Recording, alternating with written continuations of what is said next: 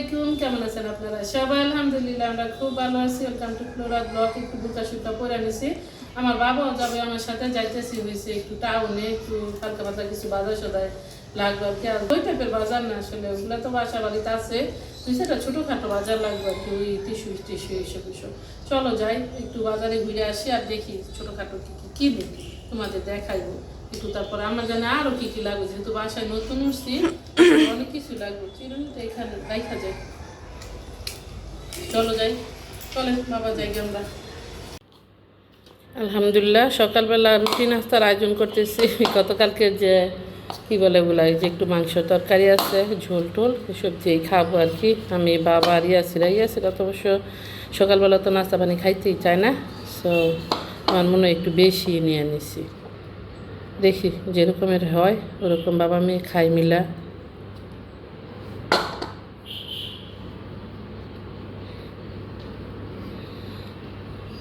রুটি খুব কমই বানাই না হয় আসলে, বেশিরভাগ দেখা যায় ব্রেড বানানা ডিম এসব দিয়ে কিন্তু নাস্তা হয়ে যায়। আর এই রুটি বানাইলে সকালবেলা মনে হয় যে আমার কাছে অনেক ডিফিকাল্ট লাগে, অনেক কাজ, এরকম পারি না যে ওরকম না, মানে সাউথ আফ্রিকা দেখা যায় রুটি বানাইয়া খাওয়া আসলে হয় না। রুটি মূলত খাওয়া হয়েছে বরঞ্চ কেউ। আলহামদুলিল্লাহ আমার সবগুলা রুটি বেলা হয়ে গেছে, এখন নিয়ে শেখা দেয়, তবে এগুলো আগে ধুয়ে দিই। তোমরা কিন্তু আবার কেউ মাইন্ড করো না, আমি কিন্তু এখনও রুটিটা কিনি নাই, বিকজ যাওয়ার এই সময় পাইতেছি না। আর সব কিছু কিন্তু একদিকে থাকে না, এক জায়গায় থাকে না, এই হয়েছে ধরো প্রবলেম। মানে এই দিকটা যে যদি মাছ কিনি এক বাজারে যাওয়া লাগে, আর যদি অন্য কিছু কিনে আরেক বাজারে যাওয়া লাগে, মানে এরকম হয়েছে অবস্থা। এটা দেখে আসলে আমার ভালো লাগলো না। গাজীপুরের বাজার,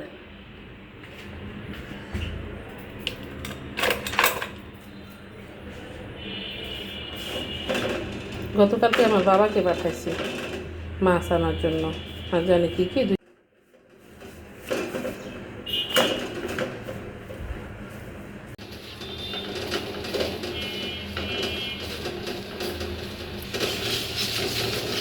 আর এটা দিয়ে উঠানো যায় না, বিসমিল্লাহ।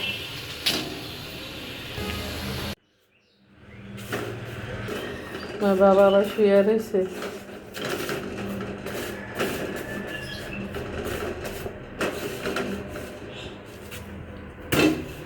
গরম লাগছে এবার। আমার বাবাকে একটু নাস্তাটা দিয়া নেই। আল্লাহ এতে তো ছোট।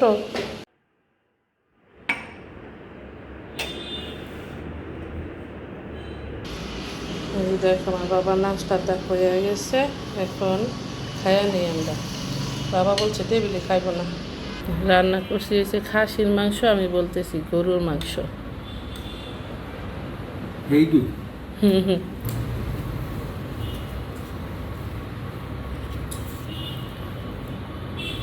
বিসমিল্লাহ আল্লাহ বারাকাতুল্লাহ। দেখো আমার বাবা আবার মাংস নিতেছে।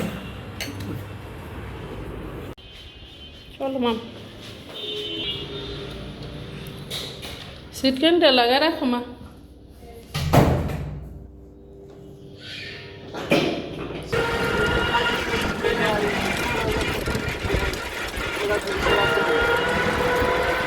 এখানটা আসলে আমার অনেক বেশি ভালো লাগে, অনেক সুন্দর বাতাস থাকে সবসময়ের জন্য।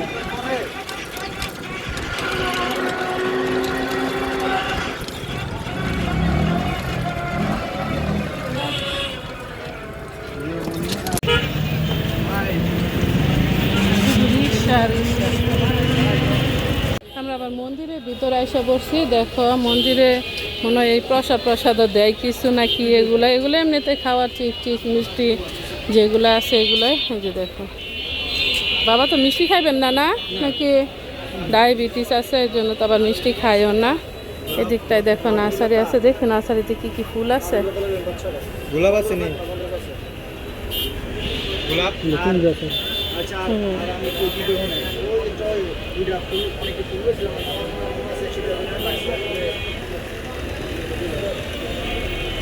ওরকম তো ভালো জাতের কোনো ফুল দেখিও না, বেলি ফুল। হ্যাঁ ও আমরা গাছ এটা। ওকে দেখি এখানে কি আছে, ওইগুলো সব বীজ মনে হয় নাকি, লাল শাক, ডাঁটা শাক।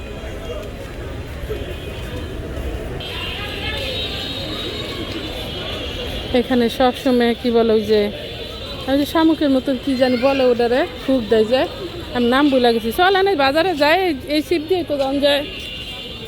আর এদিকটাই দেখা আরো চকচকা জল জল রয়েছে।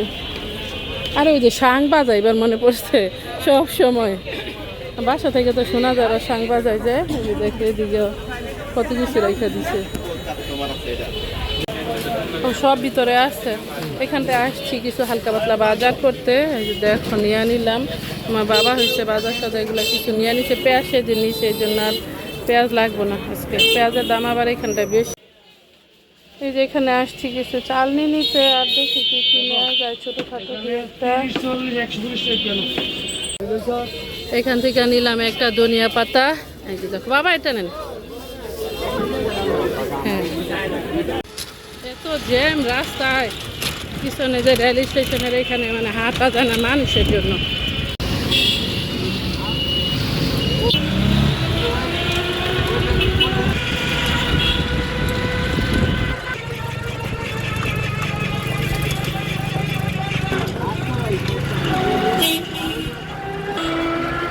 আমার বাবা গেছে আবার আমার কুকুর বাড়ি এখানে আবার বুরুলিয়া, তো ওখানে একটু দেখা করতে গেছে। বাবা আবার হয়েছে আজকে চলে যাবো, তো এই জন্য সেই জন্য আসছিল আমার বাবা, তখন আবার আমার কুকুর বাসায় যায় নাই, এই জন্য আজকে আবার গেছে। ছোটো বোন তো একটু দেখা করতে আর কি। আলহামদুলিল্লাহ বাজার থেকে এসে বসে, আর ভীষণ গরম। দেখায় আমার আবার বাতি যাওয়া এসে বসছে আমার সাথে সাথে। কি করে নিচে বলে ভাঙতো বাতি যার একটু শরবত বানাই দে, খাইবেন এই গরমে। নারে বাতি যা, হ্যাঁ এই একটাই বাঁচতে বাতি যা। দেখো লেবু আনছি, পাকা দেখে আনছি, শরবত খাওয়াতে গেলে পাকা লেবু বেশি গ্রাম। আর দেখো এটা তো লাইন না, এসে লাইন যে এত টক খুলবার না, খুলবার আমি জানি না। শরবত বানাই বলতে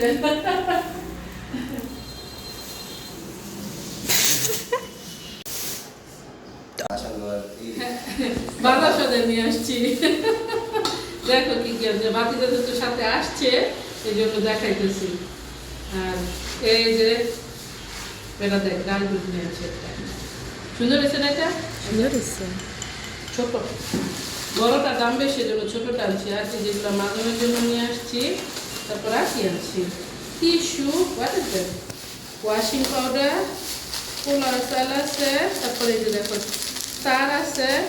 আর কি আনলাম তো আছে বেটা, I don't know, ডাল, সবজি আনছি।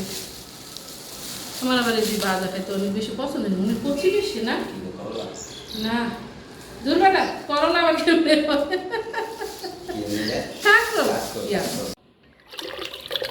আগে শরবতটা খাই, পরে সেগুলো গুছাই রাখি। বিসমিল্লাহ। আমার এই গ্লাসগুলা ঘোলা হয়ে থাকে, ধুইলে বুঝলাম না গ্লাসের কি সমস্যা। তাজা তাজা লেবু। জাসিরা তুমি খাইবা শরবত? দরবারটা দিচ্ছেন মাম, তোমার এগুলো বেডে সব রাখছো কেন? এটার উপরে রাখ।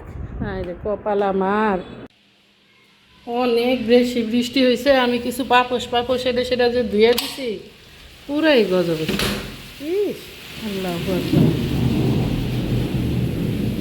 এই যে দেখো এই পাতিলের জন্যই ঢাকনা আনছিলাম, দেখি এটা বড় না ছোট। আর এক সাইজ ছোট আনলে মনে হয় ভালোই। তো এটা হচ্ছে নাম্বার 4। দেখি আমার আরেকটা কড়াই আছে, ওটার মধ্যে লাগে নাকি, নাইলে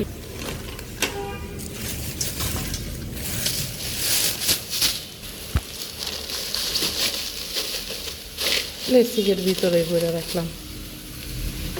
আমি আবার যে হাঁড়ি পাতিল মাঝে লিকুইড, ওই লিকুইডটা কিনতে বলছি। এখন তো লিকুইড কিনোই মুশকিল। আর এই লিকুইড ছাড়া কয়েকদিন ধরে ধুইতেছি। পাতিল টাতিল একেবারেই পরিষ্কার হয় না, ডাটি হয়ে থাকে। আর এই যে দেখো এগুলো এদিকে এলোমেলো হয়ে রয়েছে। বিসমিল্লাহ। এই বাথরুমে ওই বাথরুমে এদিকে ওদিকে সব দিকে আবার একটু একটু করে রাখা লাগে।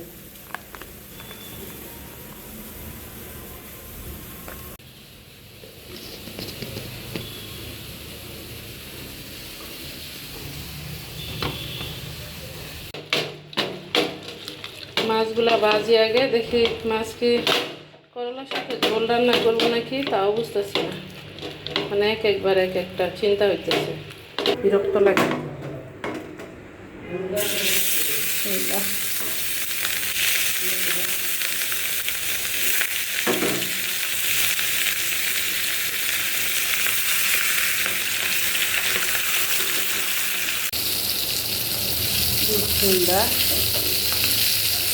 আল্লাহ রে, মাছ পড়তেছে দিদি, মাছ তো বাজে নাই, মাছ পড়ছি পোড়া পোড়া হয়ে গেছে।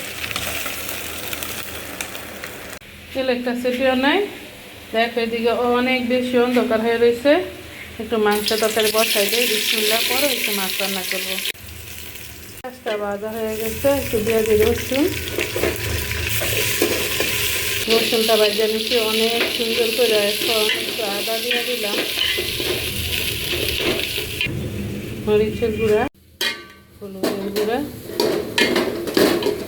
তেল একটা সেটি নাই। দেখো এত শব্দ, কিসের পাতিল দিয়েছি, টন টন জন জন করতেছে। একটু দিয়ে দিই জিরা, এটা হচ্ছে গরম মশলা গুঁড়া। আমার ভাইয়ের বউ যা আছে সব একসাথে দিয়া ঈদের আগের দিন এগুলো গুঁড়া করছে।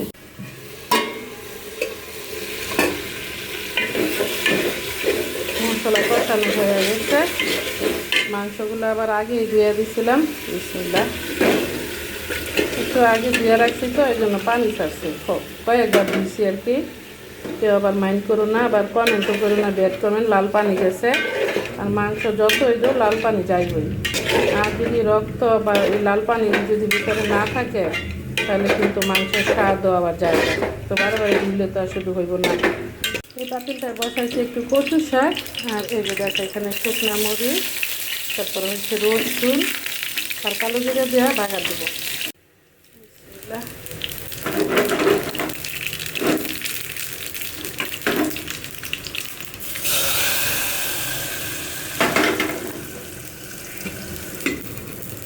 আর দিয়ে দিলাম গরম চা। এটা যে কত শব্দ করতেছে আল্লাহ রে। এখানে ক্যামেরায় দেখা যাইতেছে হলুদ, কিন্তু কচু শাক একটু গ্রিন গ্রিন আছে। তরকারিটা এখন হয়ে গেছে, একটু জিরা দিয়ে দিলাম। ফিশ ভাজা খাইতেন না বাবা? ফিশ ভাজা দিতাম একটা। ফিশ ফিশ মাছ ভাজা। হ্যাঁ, মাছ খাইতেন না তাইলেন? তাজা মাছ আছিল, খাইও দেন তাজা মাছ। আমি আনতাছি, আমি খাইতাম না, আপনার লাগে আনতাছি। ওকে, দেন এদিকে দিয়া দিই। কচু শাক আমি খাই ফেলাইছি, আমার বাবা দেখো ওই যে এখনো মাছ দিয়ে খাইতেছে। আর কেউ কিন্তু ব্যাড কমেন্ট করো না, আমি ডান হাতে নিতেছি বিকজ এই হাতে ক্যামেরা। আর আমি স্ট্যান্ডার সাউথ আফ্রিকা দিয়া দেখছো না কত ভিডিও করছি। এই স্ট্যান্ড যে এখন কীভাবে কী করে আমি জানি না, ক্যামেরার সামনে কেমন জানি ছায়া একটা পড়ে থাকে, আর ফিক্স করতে পারতেছি না। গতকাল থেকে আজকের ওয়েদারটা দেখো অনেক সুন্দর, সারাদিন ওই রোদ আসছিল, অনেকই ভালো লাগছে। আজকের মতো আমার ব্লগটা এখানে শেষ করতেছি। আপনাদের যদি ভালো লাগে লাইক শেয়ার কমেন্ট করবেন, সাবস্ক্রাইব করবেন প্লিজ। দেখা হবে অন্য কোনো ভিডিওতে। আসসালামু আলাইকুম ওয়া রাহমাতুল্লাহি ওয়া বারাকাতুহু। আল্লাহ হাফেজ।